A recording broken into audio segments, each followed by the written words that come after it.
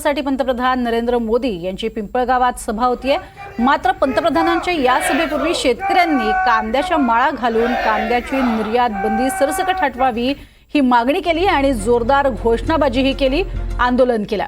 तर लासलगाव पोलिसांनी कांद्याच्या माळांसह मुंबई बाजार समितीचे संचालक जयदत्त होळकर यांच्यासह 15 शेतकऱ्यांना ताब्यात घेतलेलं आहे।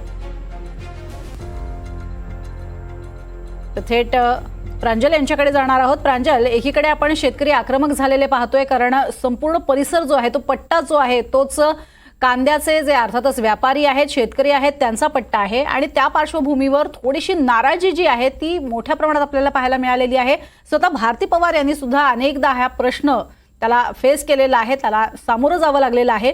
या पार्श्वभूमीवरती कशा स्वरूपात तयारी करण्यात आलेली आहे आणि नेमकं या सगळ्या शेतकऱ्यांचं काय म्हणणं आहे? प्रज्ञा, आपण जर बघितलं तर आत्ताही काही दिवसांपूर्वीच कांद्याची निर्यात जी आहे ती खुली करण्यात आलेली आहे। त्यामुळे शेतकऱ्यांसाठी खरं तर हा मोठा दिलासा आहे असं भारती पवारांकडून सांगण्यात आलेलं होतं। मात्र शेतकरी संघटना जो प्रश्न विचारत आहेत तो म्हणजे यापूर्वी म्हणजे जवळपास डिसेंबर महिन्यापासून कांद्यावरती निर्यात बंदी ही करण्यात आलेली होती। त्यामुळे या काळात जे शेतकऱ्यांचं नुकसान झालेलं आहे ते कोण भरून देणार असा प्रश्न ते उपस्थित करतायत।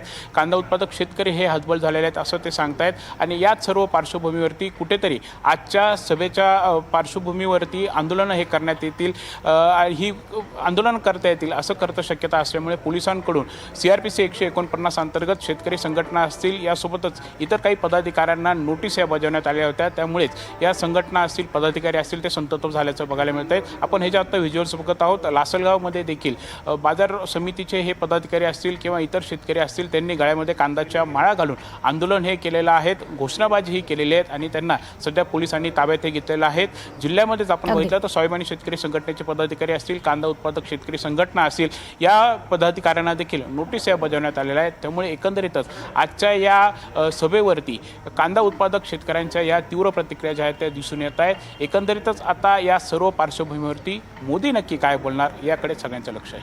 अगदी धन्यवाद तुर्तास या संपूर्ण सविस्तर माहितीसाठी प्रांजल।